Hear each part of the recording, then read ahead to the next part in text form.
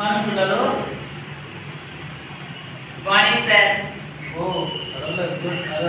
ఈరోజు మనము లాటార్ ప్రాస అలంకారం గురించి తెలుసుకుందాం.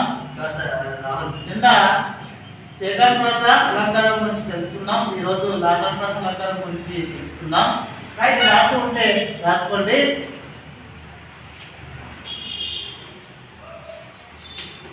లాటారు ప్రాస అలంకారం. లాటారు ప్రాస అలంకారం రాసుకోవచ్చు, లాటారు ప్రాస అలంకారం కూడా రాసుకోవచ్చు. ఇది శబ్దాలంకారాలలో ఒకటినా. రైట్, లాటారు ప్రాస అలంకారం అంటే ఒక వాక్యంలో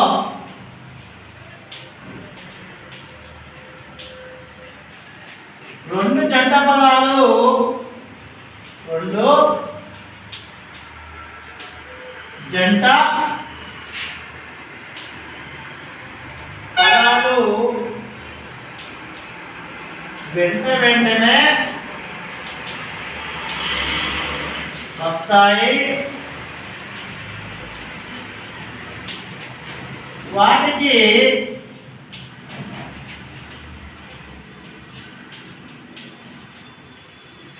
అర్థంలో భేదాలు ఉంటాయి. భేదం ఇది ఫస్ట్. భేదం లేకుండా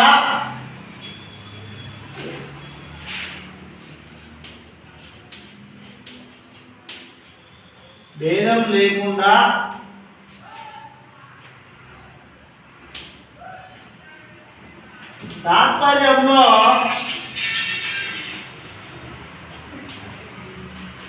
తెలుగు సరళంగా పెట్టుకోవాలి. తాత్పర్యంలో భేదం ఉంటుంది.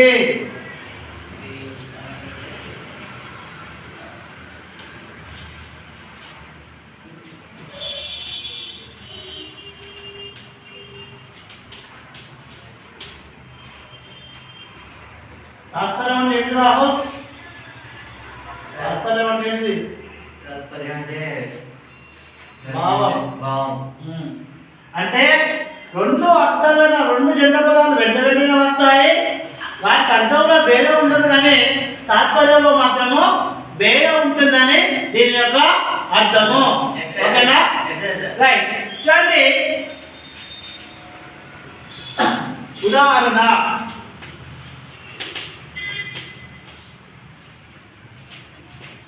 శ్రీరాముని వర్ణించు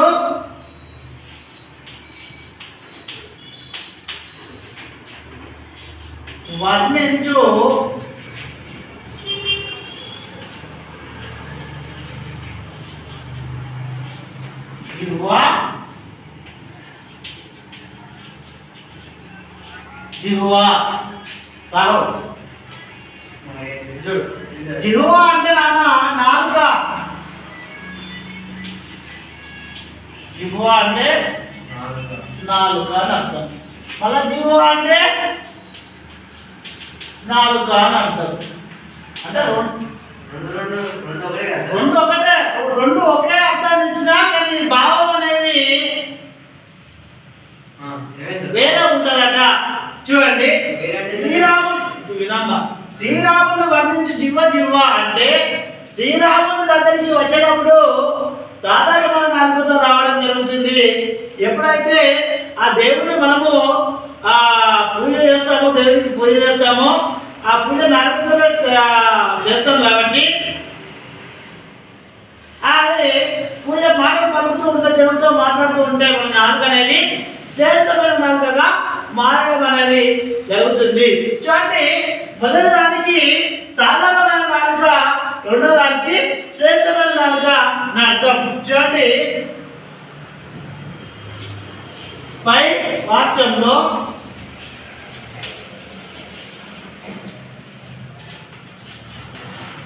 మొదటి జిహ్వకు సాధారణమైన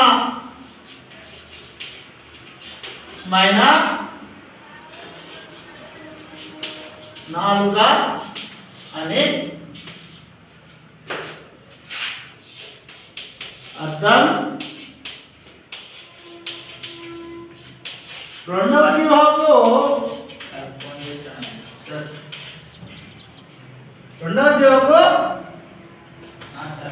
శ్రేష్టమైన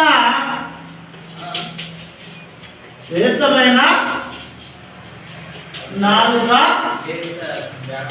అని అర్థం. చూడాలా శ్రీరాముని వర్ణించు జీవ అంటే మొదటి జీవకు సాధారణమైన నాలుక అని అర్థం, రెండో జీవకు శ్రేష్టమైన నాలుక అని అర్థం. ఎట్లా అంటే నాన్న దేవుడి గుడిలోకి వెళ్ళినప్పుడు మనము సాధారణమైన నాలుకతో మనం వెళ్ళడం జరుగుతుంది. ఎప్పుడైతే దేవుడిని మనం పూజిస్తామో దేవుడితో మాట్లాడుతూ ఉంటే మన నాలుక అనేది శ్రేష్టంగా మారిపోవడం అనేది జరుగుతుంది. మొదటి నాలుకకు సాధారణమైన నాలుక అని అర్థం, రెండవ నాలుకకు శ్రేష్టమైన నాలుక అనే అర్థం. ఓకే, ఇంకోటి కూడా మీకు ఉదాహరణ ఇస్తా.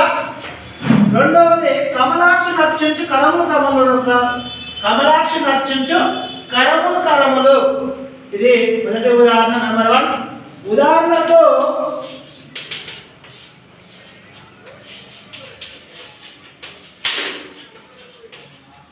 కమలాక్షుడు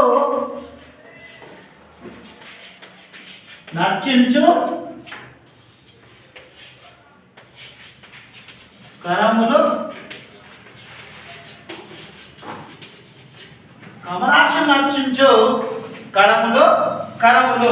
కమలాక్షు అంటే విష్ణుమూర్తి నాన్న, నర్చించు అంటే అతన్ని కొలిచే చేతులే చేతులు అని అర్థం. ఒకటి ఏంటంటే చూడండి, కరములు కరములు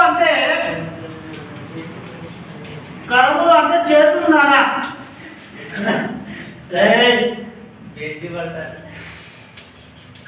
కరములు అంటే మళ్ళీ చేతులు. రెండు కరములు వచ్చాయి, వీటికి అర్థంలో భేదం అనేది లేదు నాన్న, కానీ తాత్పర్యంలో భేదం అనేది ఉండడం జరిగింది. తాత్పర్యంలో భేదం ఉంటే అది లాడర్ ప్లస్ అలంకారం అని మనము తెలుసుకోవాలి. రైట్. కమలాక్షుడు అంటే విష్ణుమూర్తిని కొలవడానికి, విష్ణుమూర్తిని పూజించడానికి సాధారణమైన చేతులతో మనము రావడం అని జరుగుతుంది.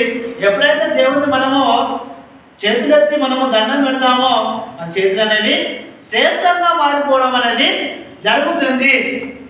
చూడండి, విష్ణుమూర్తిని సాధారణమైన చేతులతో ఫస్ట్ రావడం జరుగుతుంది విష్ణుమూర్తి దగ్గరికి. తర్వాత ఎప్పుడైతే విష్ణుమూర్తిని మనము చేతులెత్తి మనము నమస్కారం చేస్తామో మన యొక్క చేతులు అనేవి దేవుణ్ణి మొక్కినాం కాబట్టి శ్రేష్టం అనేది మారడం అనేది జరుగుతుంది.